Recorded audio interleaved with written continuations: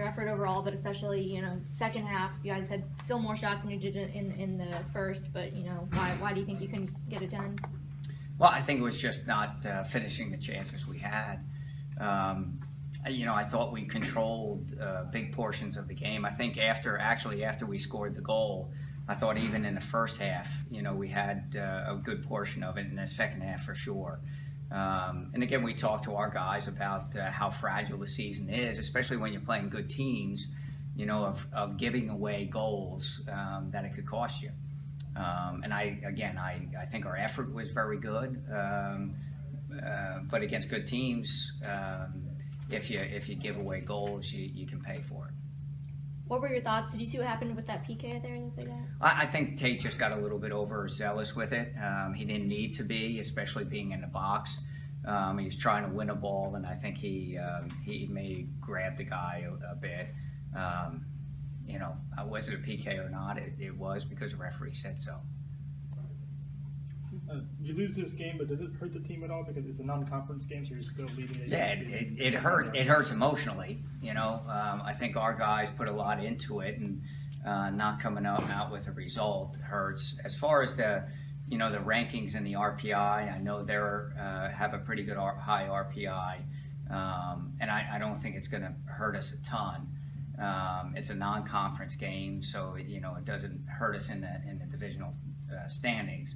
I think the best part of it is it's good lessons for us, because I think Indiana will be a NCAA tournament team and have a chance for a run in the tournament, and that's the kind of team you'll see in the Sweet 16 or Elite 8. That experience for us is good. And what kind of things can you take away from this game to prepare for this weekend against Wake Forest?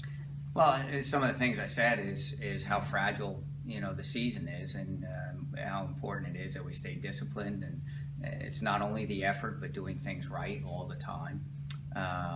And again, it was the first time where since Kentucky that we're chasing a game late, and that experience of how we do it, personnel, shape, things like that, will serve us well as we go forward.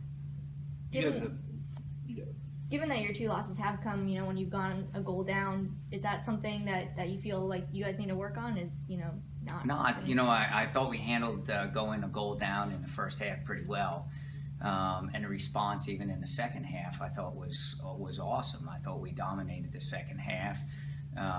Probably didn't create enough quality chances, but certainly controlled the game. So I was proud of that, and. Again, we got to find ways to maybe create better chances towards the end, but I thought the effort was awesome. You guys had a lot of shots, but not a lot of shots on goal. Do you credit that you guys just being off, or to Indiana? Yeah, I think it was more us, than them, because we created the opportunities. We just didn't take them so well tonight. Against Virginia, it seemed like we hit them all. Tonight we just didn't. And I comparing it to a game like Virginia, I felt like we were in control of this, like we were against Virginia. We just didn't finish. Do you see this game as maybe like kind of a reality check? Well, I think it is humbling, that understanding that, we can be beaten, if we're not disciplined, if we're not doing the right things, and especially against good teams. So, I know the guys are hurting right now a little bit, but I think this will use this as an opportunity to refocus, resharpen, and recommit to the task. Is it a silver lining at all that you had this 8-game unbeaten streak sandwiched in between losses to two really good top 10 teams or top 25? Well, I think the benefit of playing good teams is that the experience you gain from it. Again. Of playing against an Indiana, that if you give away 2 goals, that you could lose the game.